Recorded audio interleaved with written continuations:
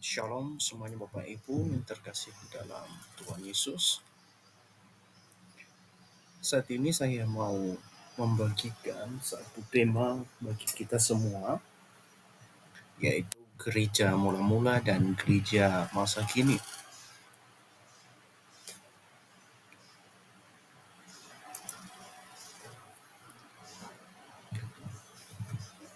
Ketika kita berbicara tentang gereja, maka kita akan mengetahui bahwa dari mana dan mau kemana gereja itu.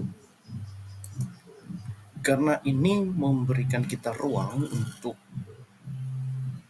mengetahui lebih lanjut dan bercermin dari apa yang sudah dimulai oleh gereja itu sendiri. Nah, secara eksplisit kata gereja ini memang tidak tertulis di dalam Alkitab. Bapak Ibu bisa cari di dalam Perjanjian Baru bahwa kata gereja itu sendiri tidak tercatat. Tapi bukan berarti ketika tidak ada tulisan gereja itu maka tidak ada gereja di dalam Perjanjian Baru. Ketika kita melihat lebih jauh bahwa gereja yang kita pahami secara umum dengan kata eklesia memiliki akar kata yaitu ekaleo yang diartikan sebagai call out, artinya panggilan keluar, sehingga gereja didefinisikan sebagai panggilan keluar dari kegelapan menuju terang Kristus. Kita bisa melihatnya di dalam surat 1 Petrus, di mana Allah memanggil orang-orang percaya itu menjadi imam. Mereka dipanggil dari kegelapan menuju terang Tuhan yang ajaib, sehingga mereka bisa melakukan pekerjaan-pekerjaan besar, pekerjaan-pekerjaan yang baik bagi kemuliaan Allah. Namun ketika kita melihat konteks dari kata ekaleo ini, maka kita menemukan bahwa ekaleo itu adalah perkumpulan majelis dari warga yang kompeten. Artinya apa? Bahwa penggunaan kata ekaleo ini adalah dimaksudkan sebagai sebuah persekutuan dari orang-orang yang memang memiliki kapasitas, memiliki pengetahuan, yang memiliki wawasan, yang biasanya berkumpul 30 sampai 40 kali dalam setahun, bahkan bisa lebih jika ada kepentingan-kepentingan tertentu. Kemudian ketika eklesia ini juga diadaptasikan sebagai sebuah tempat, maka penggunaan kata eklesia ini pada zaman itu diartikan sebagai sebuah tempat terbuka yang digunakan untuk berdoa dan memberikan persembahan kepada para dewa-dewa. Ini adalah konteks kata ini. Tetapi ketika kita orang Kristen memahami eklesia ini sebagai gereja itu sendiri, maka kita mempunyai definisi yang berubah atau definisi yang berbeda dari konteks kata ini. Gereja atau eklesia yang kita pahami adalah panggilan terhadap setiap individu atau setiap orang dari kegelapan menuju terang, seperti apa yang saya sudah jelaskan di awal tadi. Nah, kembali lagi kepada definisi dari eklesia itu sendiri, itu dipanggil keluar. Ketika kita mengidentifikasi peristiwa eklesia ini dipanggil keluar di dalam Perjanjian Lama maupun Perjanjian Baru, kita akan menemukan beberapa peristiwa yang berkaitan dengan eklesia. Misalnya saja di dalam Perjanjian Lama ini, itu panggilan Abram yang kita bisa baca di dalam Kejadian 12 ayat 1. Kemudian panggilan kepada bangsa Israel keluar dari Mesir, kita bisa menemukannya di dalam kitab Keluaran. Nah, kedua panggilan ini Tuhan memiliki maksud. Baik panggilan Abram ketika dipanggil dari tanah kelahirannya, Tuhan mempersiapkan sesuatu yang baik bagi Abram dan semua keturunannya, dan termasuk janji-janji Tuhan. Yang kedua, panggilan kepada bangsa Israel untuk keluar dari Mesir adalah supaya mereka beribadah dan mempersembahkan korban kepada Tuhan. Jadi panggilan Abram untuk menerima janji Tuhan, sedangkan panggilan kepada bangsa Israel itu lebih menunjuk kepada peribadatan. Ketika kita melihat di dalam konteks perjanjian baru, maka kita menemukan bahwa pertama-tama Tuhan Yesus memanggil murid-muridnya. Ini adalah panggilan Tuhan Yesus kepada 12 murid untuk menjadi perpanjangan tangannya, untuk mewartakan Injil, melakukan hal-hal yang besar, dan sekaligus untuk menyerukan pertobatan. Yang kedua, panggilan membangun jemaatnya, di mana di sini dikatakan Tuhan Yesus karena pengakuan Petrus bahwa dialah Mesias anak Allah. Di atas pengakuan itulah Tuhan Yesus mendirikan atau membangun jemaatnya. Jadi dasar dari membangun jemaat ini sebenarnya didasari pada pengakuan bahwa Tuhan Yesus itu adalah Mesias anak Allah. Di dalam perjanjian baru juga bahwa eklesia itu dalam konteksnya itu lebih kepada memanggil orang berdosa menjadi imam-imam. Artinya bahwa orang-orang yang jauh dari Allah dipanggil oleh Tuhan Yesus untuk menjadi imam-imam atau menjadi pelayan bagi Allah. Nah, sekarang setelah kita mempelajari definisi, konteks kata, dan terus kita mengidentifikasi peristiwa eklesia itu dipanggil keluar baik dalam perjanjian lama maupun perjanjian baru, sekarang kita akan bertanya kepada diri kita sendiri sebagai sebuah refleksi bahwa apa tujuan panggilan Allah bagi manusia dalam perjanjian lama dan perjanjian baru. Dari kedua peristiwa perjanjian lama dan perjanjian baru, kita sudah tadi mengidentifikasi eklesia itu sendiri atau panggilan keluar itu, maka kita menemukan bahwa tujuan dari panggilan itu semata-mata untuk mengerjakan visi Allah, untuk mewartakan kebenaran, untuk menerima janji Allah. Jadi semua kepentingan eklesia ini diperuntukkan bagi kemuliaan Allah. Kemudian kita akan melihat lebih jauh seperti apa gereja itu, khususnya di dalam perjanjian baru, di mana kita menemukan bahwa pertumbuhan dan sejarah gereja mula-mula itu tercatat di dalam kitab Kisah Para Rasul. Pada poin pertama ini kita membaca bahwa gereja ini dapat diartikan juga sebagai sebuah lembaga manusia yang secara ilahi didirikan untuk menggenapi misi Tuhan Yesus Kristus di dunia. Namun gereja yang dimaksudkan di sini bukan hanya sebatas gedung, melainkan lebih kepada fungsinya atau tugasnya untuk menggenapi misi Tuhan Yesus Kristus. Seperti yang tercatat di dalam Matius 28 ayat 19 sampai 20 yang kita kenal sebagai amanat aku. Yang kedua, gereja pada abad pertama atau sering disebut sebagai gereja pada zaman rasul-rasul atau apostolic age dimulai pada hari Pentakosta hingga kematian Rasul Yohanes atau kurang lebih waktunya 70 tahun dari tahun 30 sampai 100 Masehi. Jadi ini adalah masa di mana gereja disebut sebagai gereja mula-mula atau gereja pada zaman rasul-rasul. Dan kita melihat di sini bagaimana gereja bertumbuh, gereja mengibarkan benderanya, gereja benar-benar murni, dan gereja menunjukkan seperti apa statusnya di tengah dunia. Nah, dari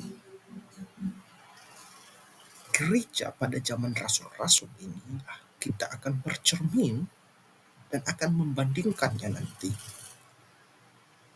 dengan gereja masa kini. Apa yang hilang, apa yang masih diberlakukan, apa yang masih dikerjakan. Apakah sudah berbeda dengan gereja pada zaman rasul-rasul atau tidak? Mungkin kita akan memberikan sebuah jawaban bahwa zamannya berbeda, nggak mungkin kita berlakukan. Tetapi saya mau membawa kita untuk melihat bahwa esensi-esensi di dalam gereja pada zaman rasul-rasul ini adalah sesuatu yang harus kita relevansikan di dalam di dalam gereja masa kini.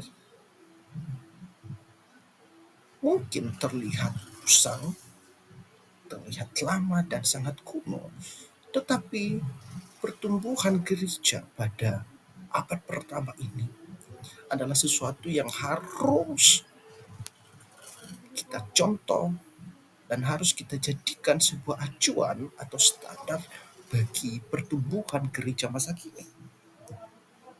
Dan kita harus tahu bahwa Yerusalem adalah pusat dari gereja mula-mula.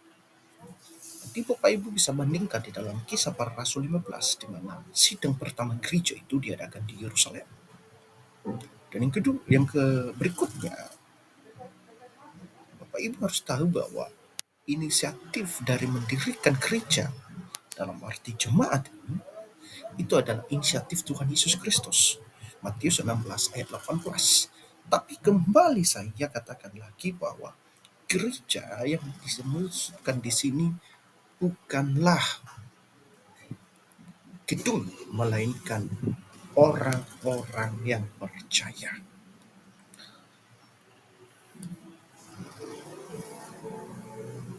Nah, sekarang kita mau melihat lebih jauh seperti apa gereja mula-mula itu bisa bertumbuh, bisa berkembang, atau kehidupan gereja mula-mula itu seperti apa sih? Dan apakah kita bisa menerapkannya di pada masa gereja masa kini? Ketika kita melihat di bagian pertama ini, gereja mula-mula bertumbuh melalui pengajaran. Bahwa khotbah dan pengajaran gereja berpusat pada hidup dan diri Tuhan Yesus Kristus. Misalnya khotbah Petrus dan Stefanus. Kita melihat bahwa ketika Petrus berkhotbah, Petrus tidak sedang mengkhotbahkan pengalaman pribadinya bertemu Tuhan Yesus, pengalaman pribadinya dijamah oleh Roh Kudus, atau pengalaman pribadinya untuk menemukan Tuhan Yesus. Tidak. Yang dibicarakan atau yang dikhotbahkan Petrus di sini berpusat pada Kristus, di mana ia menceritakan, di mana ia menyampaikan Tuhan Yesus Kristus yang adalah anak Allah datang ke dunia, mati di atas kayu salib untuk menebus manusia-manusia berdosa sehingga mempunyai hidup dan kekal. Itu juga dengan Stefanus, dia menceritakan kemuliaan Allah. Dan kita lihat di sini bahwa mulai dari kematian Stefanus ini, aniaya gereja semakin merebak.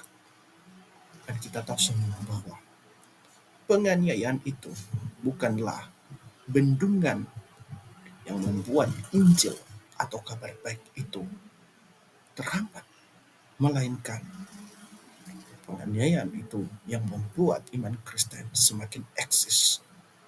Sehingga ada ungkapan yang mengatakan bahwa semakin dibabat, semakin merambat. Jadi Bapak Ibu, gereja yang sehat, gereja yang baik, gereja yang benar adalah gereja yang mengajarkan tentang Tuhan Yesus Kristus, yang menjadi pusat dari pembicaraan adalah Tuhan Yesus Kristus. Dan kita tahu bahwa pengajaran dari rasul-rasul ini dimulai dari pertemuan rumah-rumah atau rumah ke rumah, dari pintu ke pintu. Artinya apa? Persekutuan gereja mula-mula dimulai dari rumah-rumah orang percaya. Ini memberikan kita sebuah gambaran bahwa gereja yang sehat harus dimulai dari rumah.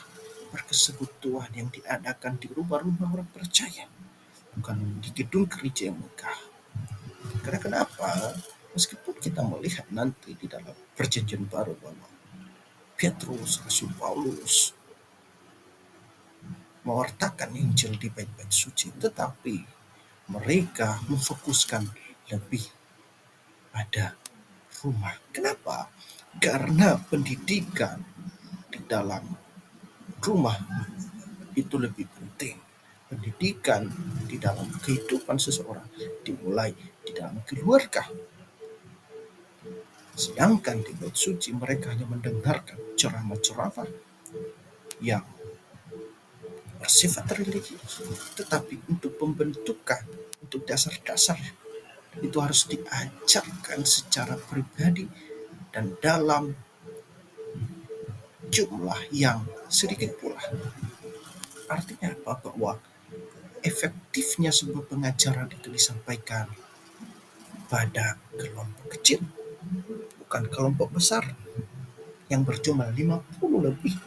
Tetapi di sini kelompok kecil berjumlah 5 sampai 10 orang. Bahwa pengajaran itu hanya bisa efektif di dalam kelompok kecil, bukan kelompok besar. Karena di dalam kelompok kecil, setiap orang saling mengenal, saling mendukung, saling bertumbuh, dan terlebih pengenalan secara pribadi. Ketika pengajaran itu diberitakan lebih luas, dan cakupan yang lebih luas dengan orang-orang banyak, maka akan kesulitan untuk mengetahui atau menjalin relasi yang lebih intim antara satu dengan yang lain. Dan yang kedua, penginjilan.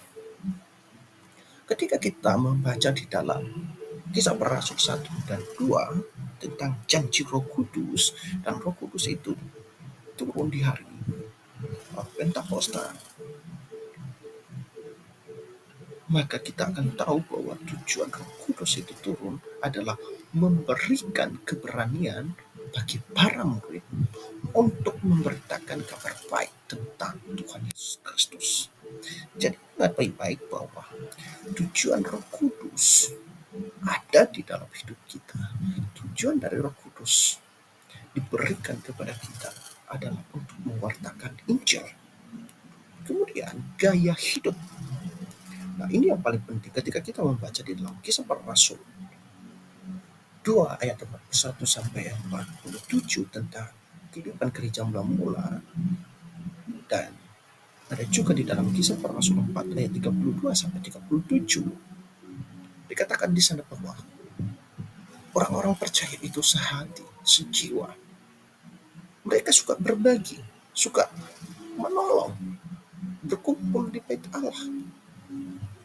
Dan mereka bertekun dalam pengajaran para rasul dan berdoa bersama. Ini adalah gaya hidup orang-orang Kristen mula-mula, di mana mereka saling mendukung satu sama lain. Mereka memiliki visi yang sama. Mereka memiliki pandangan yang sama. Mereka memperoleh pengajaran yang sama dan dari sumber yang sama. Artinya apa? Bahwa gereja-gereja saat ini harus mengoreksi diri.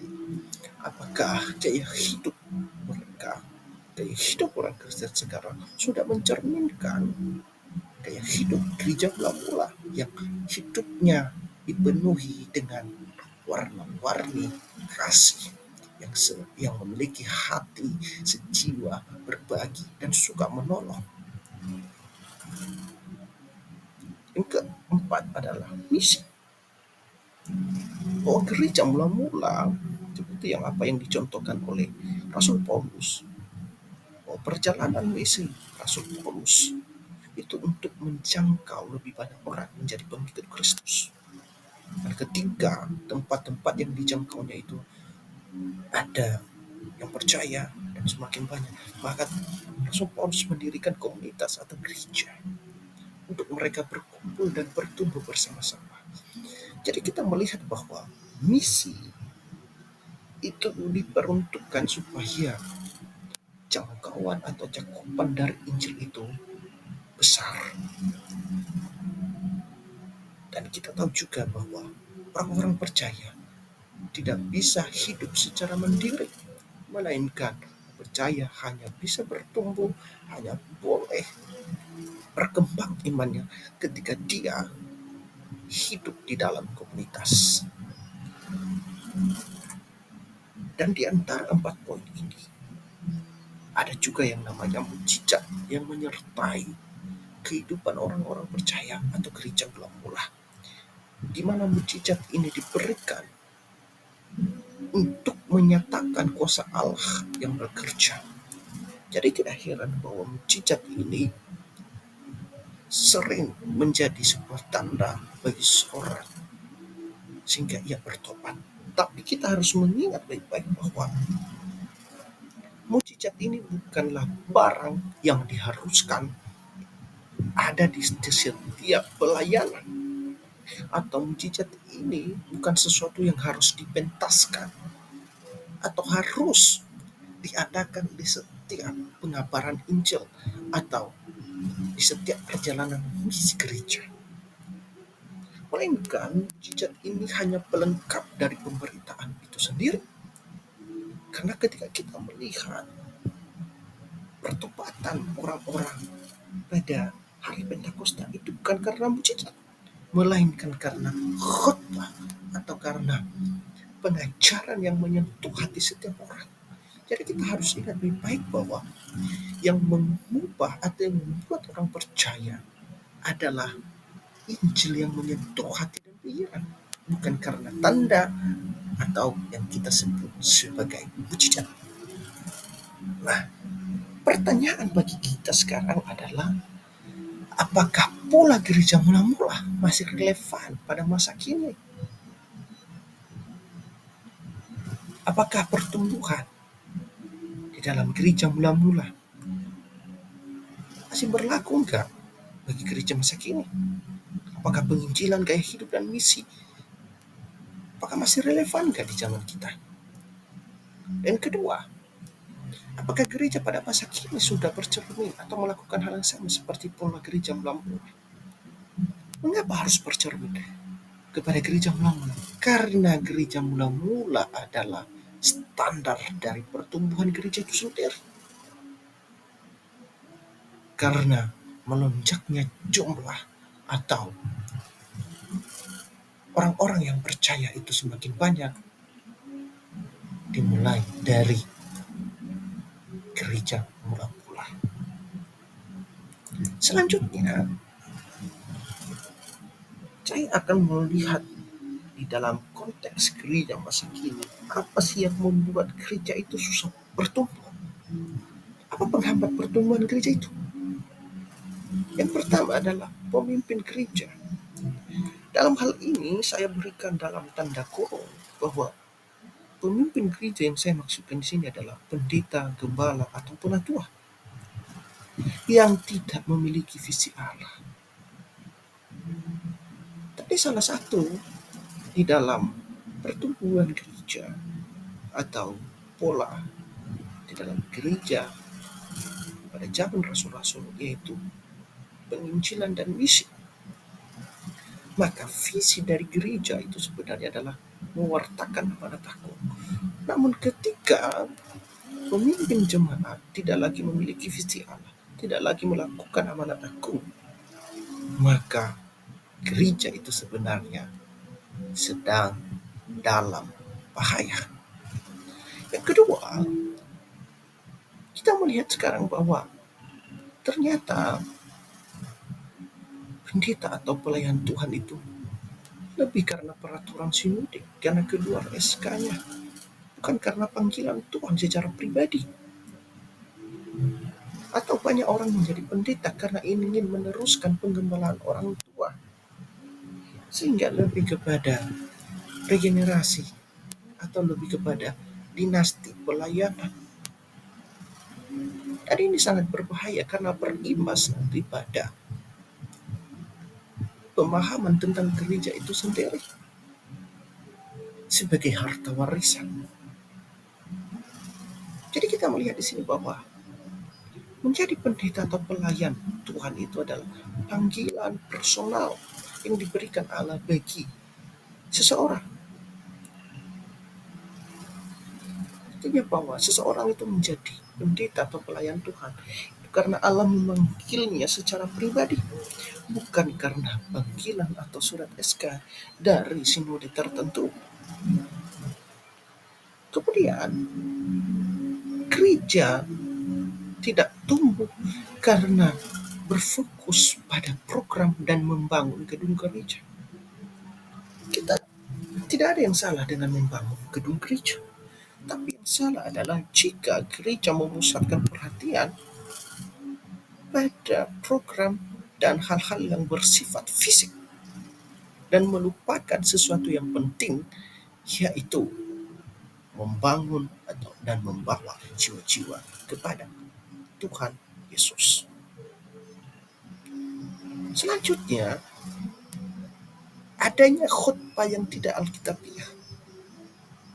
Kita tahu bahwa para murid sebelum mereka mewartakan Injil, sebelum mereka mengabarkan Injil dengan berapi-api, pertama-tama mereka belajar. Mereka diajar Tuhan Yesus kurang lebih 3,5 tahun lamanya. Kemudian Roh Kudus itu semakin memperlengkapi mereka. Dari sini kita melihat bahwa menjadi seorang pendeta atau pelayan Tuhan atau pengajar atau pengkhotbah itu perlu diajar, perlu belajar dengan baik, sehingga khotbah-khotbah yang disampaikan bukan sekedar kata-kata atau kalimat seperti orang berpidato atau menyampaikan sesuatu, tetapi khotbah yang disampaikan atau firman Tuhan yang disampaikan itu memiliki power, memiliki kuasa yang bisa mengubah hati dan pikiran seseorang dari hal-hal yang tidak baik menjadi baik dan benar di hadapan Tuhan. Dan yang lebih sadisnya lagi, bahwa gereja saat ini tidak memfokuskan diri untuk menginjil, melainkan memindahkan jemaat atau memancing jemaat lain untuk beribadah di tempatnya. Gereja yang satu memindahkan jiwa ke gereja yang satu, atau mengambil jemaat dari gereja yang lain. Akhirnya apa? Para pendeta atau pada kasus-kasus tertentu, akhirnya sesama pendeta itu berantem karena mereka merasa bahwa jemaat itu adalah milik mereka. Sedangkan kita tahu bahwa orang-orang Kristen atau yang disebut sebagai jemaat itu adalah titipan Allah untuk digembalakan. Ingat, itu titipan Allah, bukan hak milik. Kemudian, mari kita catat dan nilai. Kita memberikan penilaian terhadap gereja di mana kita berjemaat atau digembalakan saat ini berdasarkan materi yang sudah kita pelajari. Apakah pola hidup gereja sekarang kita temukan di dalam gereja atau tempat kita berjemaat saat ini? Apakah penghambat pertumbuhan gereja atau yang membuat pelayanan itu semakin keluar dari visi Allah? Dari yang 5 poin yang sudah saya sampaikan, apakah itu kita temukan di dalam gereja kita yang hanya berfokus pada program, yang hanya berfokus pada bangunan fisik? Apakah khotbah-khotbah yang kita dengarkan di dalam gereja itu tapi kepada pengalaman pribadi yang tiada hentinya, atau motivasi-motivasi yang dibungkus dengan ayat-ayat Alkitab? Atau sebaliknya, firman Tuhan yang kita dengarkan itu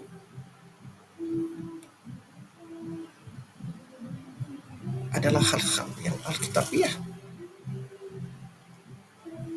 Mari kita menilai bersama di mana tempat kita digembalakan. Tuhan Yesus memberkati kita semuanya.